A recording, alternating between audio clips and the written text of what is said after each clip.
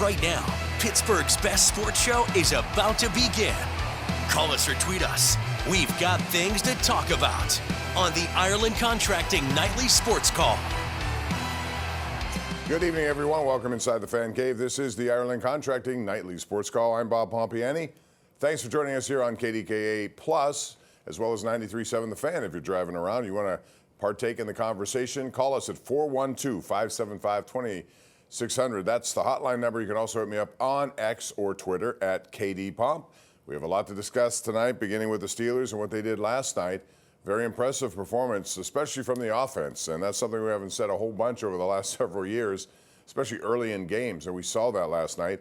The Steelers moved right down the field. Arthur Smith was intent on moving the ball in the air, and he wanted to do it in the middle of the field as well. We saw plenty of evidence of that, and Mason Rudolph was outstanding. 7 for his first 7, 9 of 10 on the night. Looked very comfortable in that role.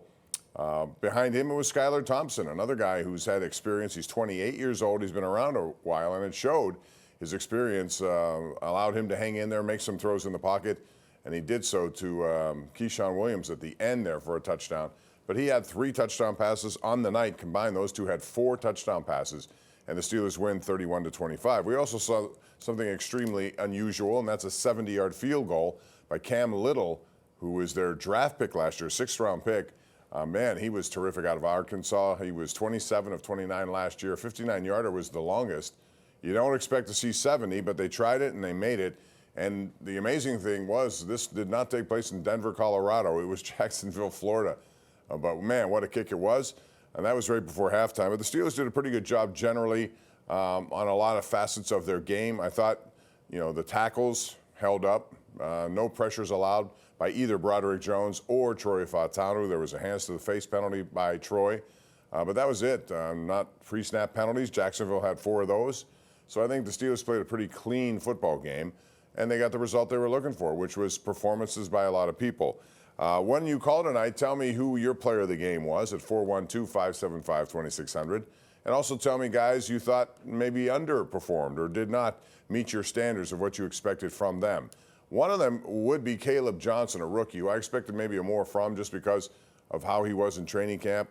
We didn't see all that much from him. A couple of good third down runs. He got away from Travis Hunter at one time to get a first down.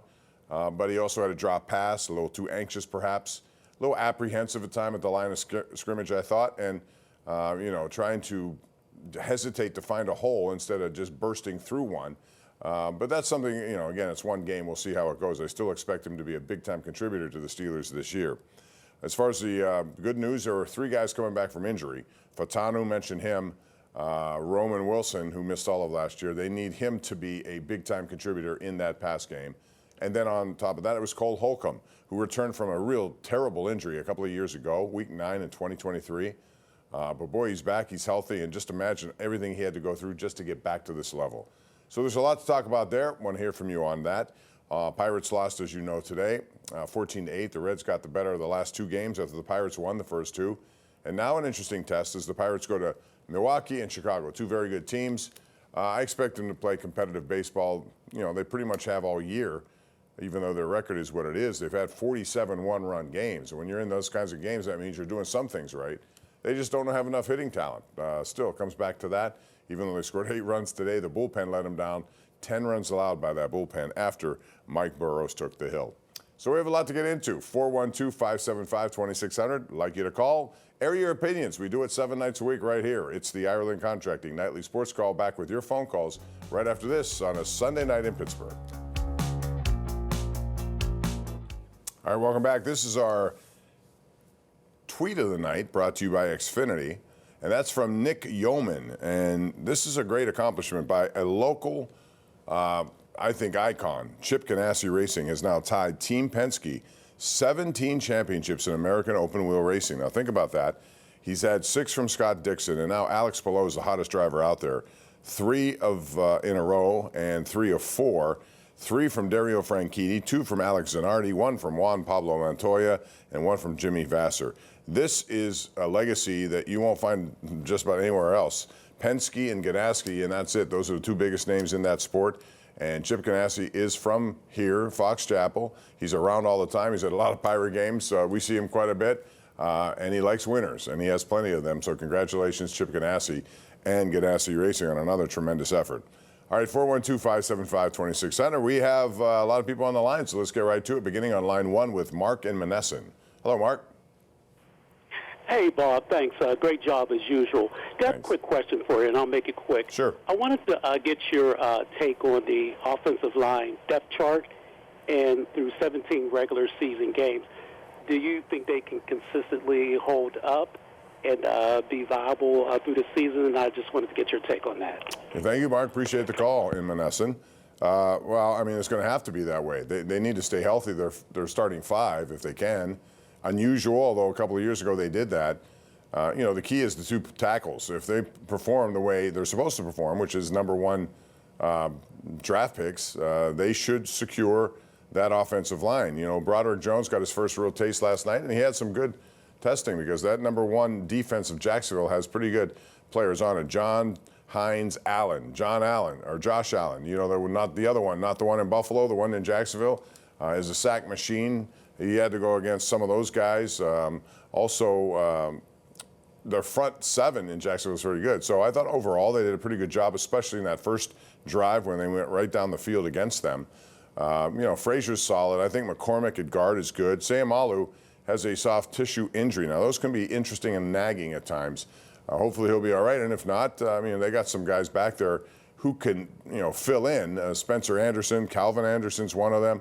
We'll see. Ryan McCollum's a backup center. So they're young guys, but I think they're going to be okay as long as there aren't a slew of injuries. And last year, it took an injury to Nick Herbig to lose his job as a starting center for Zach Frazier to get the opportunity to be at center. So injuries sometimes can be a blessing in disguise. It creates opportunities for other guys. But I think they could be okay as long as they stay healthy. So that's a big if over 17 games. Let's go out to Tony in Pleasant Hills. Hello, Tony. Hi, Bob. How are you? Good. How are you? Good. I just wanted to talk about the contracts of Hayward and Boswell. Mm-hmm. And in my opinion, I don't think they should be upset with the Steeler organization. What they should be upset is with their agents.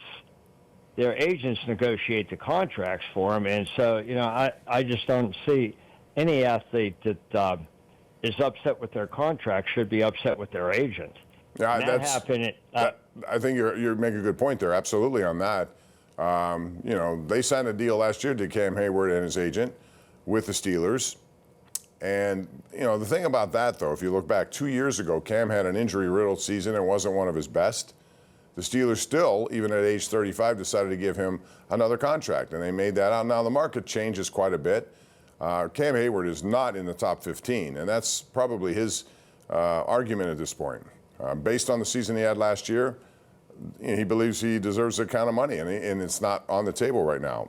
What I think is going to happen, though, is the Steelers, along with Boswell, they're going to figure out a way. Boswell will get a new deal. He deserves one. He's the best kicker in the game right now, the most consistent, and certainly the most accurate all time, beyond 50 yards.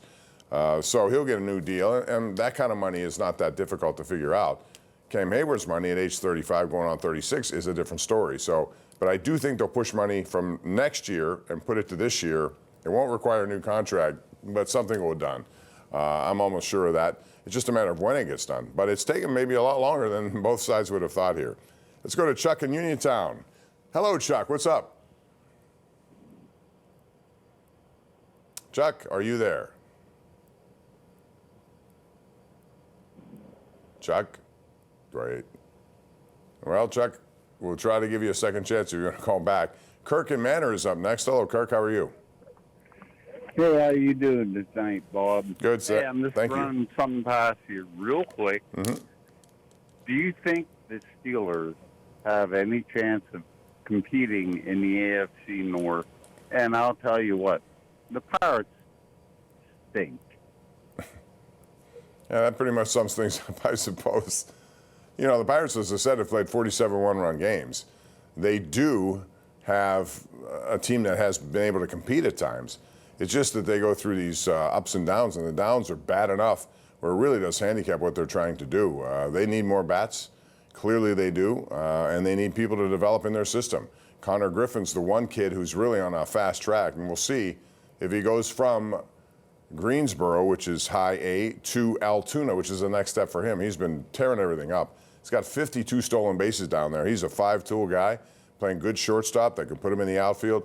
Hopefully he'll be the Altoona by the end of this year, AAA next year, and then sometime next year up here in the majors. We've seen other organizations have guys who show up early and often.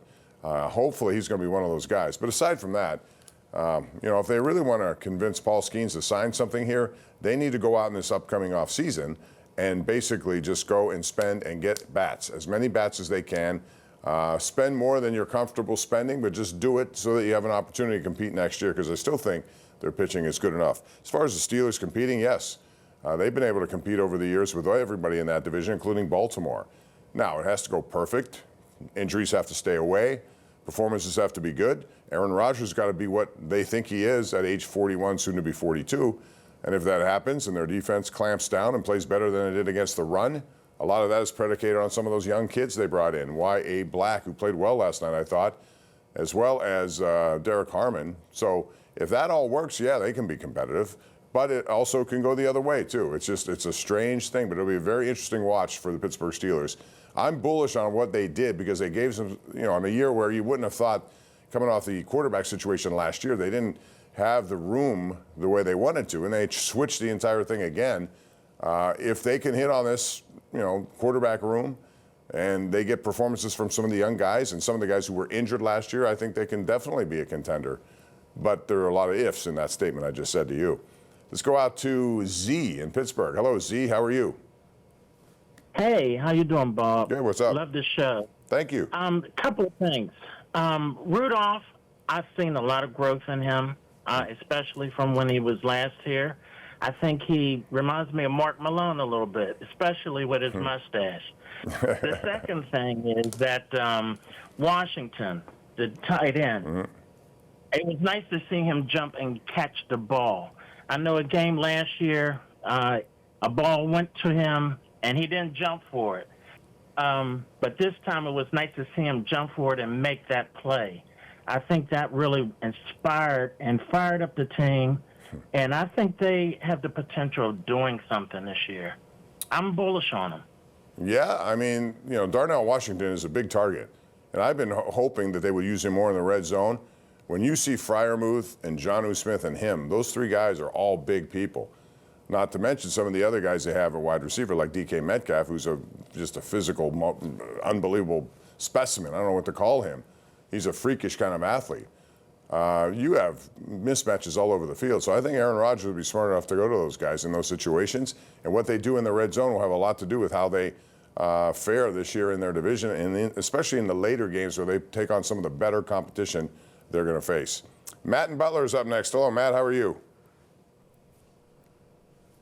Hey, Bob. Good evening. Good evening, Hey, the Matt. one word of caution that I have is a couple of years ago when Kenny Pickett was playing in preseason games, it was like, oh, he's checked all the boxes, and it really meant nothing. So I don't see the preseason meaning a lot, and I wanted your comment on that. Well, I think you're right. I mean, you have to, I think the lesson learned from that, Matt, is you got to temper everything. Number one, these defenses are not going to be showing you all of their cards. So offensively, yeah, you can do some things against them, but it's kind of a vanilla approach on both sides. It's nice to see those kind of performances, and it does encourage you. But at the same time, if you're basing your record in that particular season based on what you see in the preseason, you're often going to be disappointed. So there's still a lot to like about it, and I think it bodes well for them. I hope they take it to another level coming up this Saturday when Tampa Bay comes to town. And we'll see. But I'd like to see Aaron Rodgers play a little bit. I don't think that's going to happen. Who knows? But I'd like to see him with at least one series out there. We saw Joe Burrow play a lot the other night. A lot. Most of the first quarter. We saw Patrick Mahomes do that. In fact, Kansas City is going to play their starters for a whole half next week. So different approaches to this kind of thing. I think Cincinnati did it more because they've started so badly the last 2 years. It's really hurt them in missing the playoffs. So they want to come out and have all things firing, all the cylinders working. So that's why they did that. So from my point of view, I'd like to see a little bit of Aaron Rodgers. Not sure that we will, but we certainly are going to see more of Mason Rudolph and Skylar Thompson, with the outside chance that Will Howard could play in that final preseason game. We'll see how that goes, but that's up in the air at this point. 412-575-2600 is the number to call. We will be back with more of your phone calls, and be sure to join us tonight at 11:35 KDKA. We got the #1 Cochran Sports Showdown, and we got a lot to get into with Andrew Filipponi, Chris Adamski, and Jeff Hathorn. Back with more of your calls next.